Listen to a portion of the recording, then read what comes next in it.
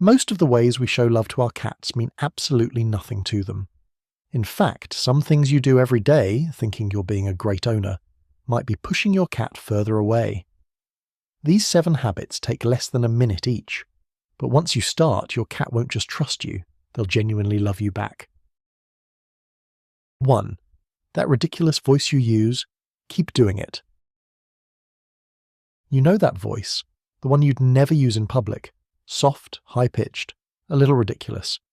You drop into it the second you spot your cat on the couch, then immediately feel slightly weird about it. Don't. That voice is doing something real.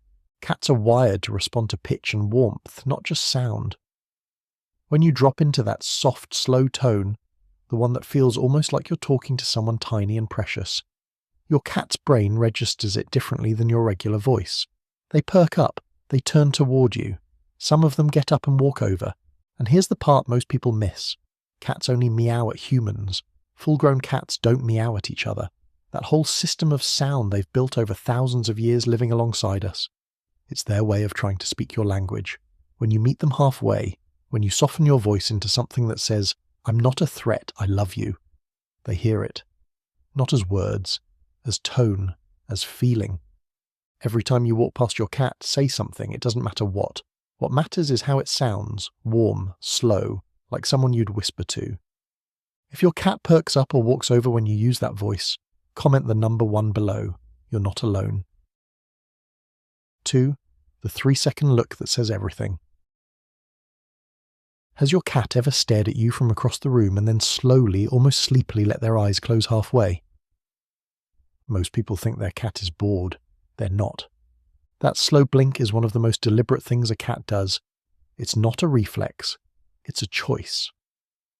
When a cat drops their gaze and lets their eyelids fall slowly, especially while looking at you, they're saying something close to, "I'm not worried about you.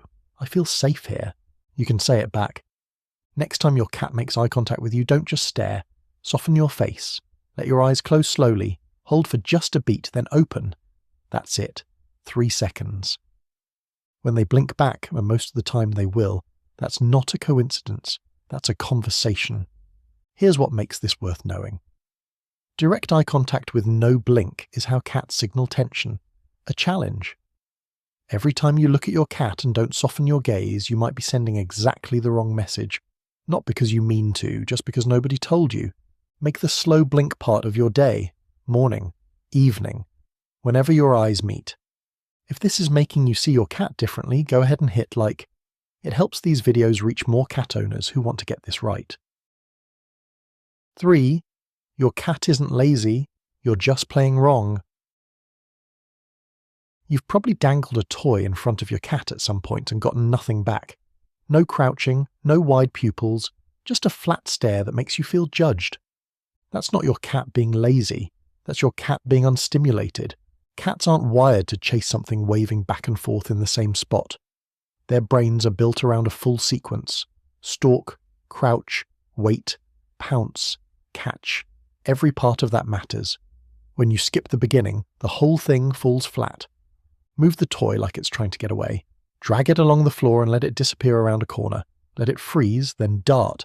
Make it unpredictable. When your cat drops low and their eyes go wide and still, that's the moment. That's what you're looking for. 5 to 10 minutes done right does more than an hour of half-hearted waving. A cat who gets a real hunt every day becomes calmer everywhere else. More settled, more affectionate, because that itch got scratched.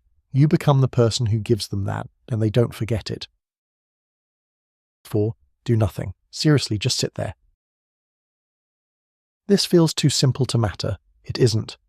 When you sit in the same room as your cat without reaching for them, without calling their name, without trying to make something happen, you're speaking directly to something deep in how cats are built. In the wild, cats only rest close to other cats they completely trust. Not cats they tolerate. Cats they trust. Sharing space quietly is the highest compliment one cat can give another. When you bring that same energy to your cat, just existing nearby, no pressure, no agenda, they read it. And over time, that distance closes on its own. First they stay in the same room, then the same couch, then right next to you. Not because you called them, because they chose to come. 5. Stop petting your cat. Do this instead. Be honest.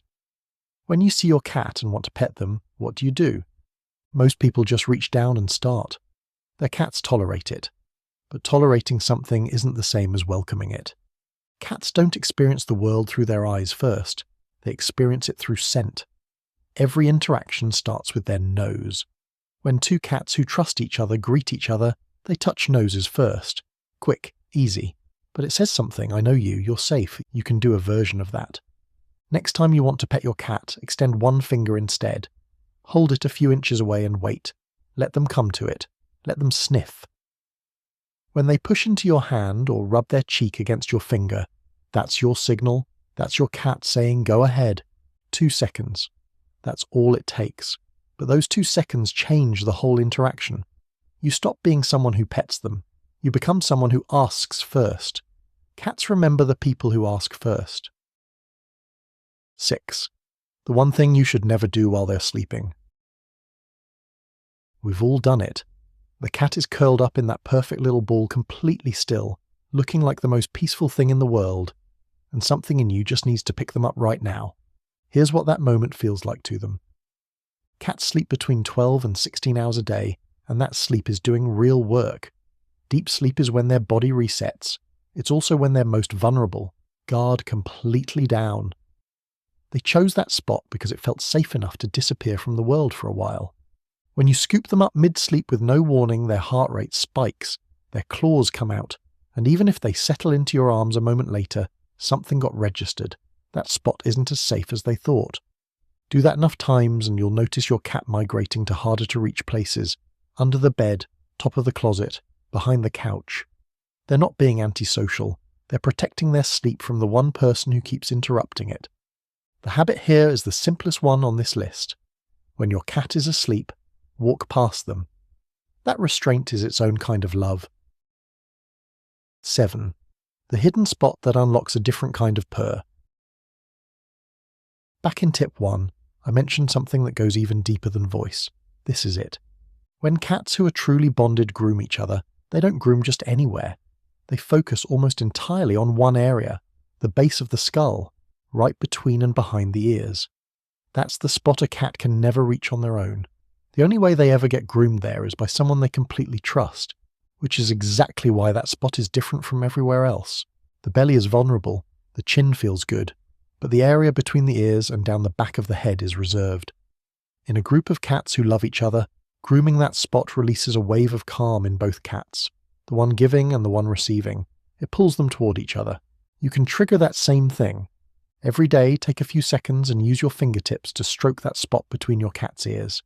Not scratching, not rubbing hard, slow, gentle, repetitive. The same rhythm another cat's tongue would use. Watch your cat's face when you do it. Their eyes will close, their breathing slows, their whole body goes a little softer, and the purr that comes out is different from the regular kind. Lower, quieter, like something finally exhaled. That's your cat's brain responding to you the same way it would respond to family. You don't have to earn that over years. You just have to know where to touch, and how. These 7 things cost you nothing but a few seconds of attention each day. Put them together, consistently, and your cat stops seeing you as the person who feeds them and occasionally disrupts their naps. They start seeing you as home.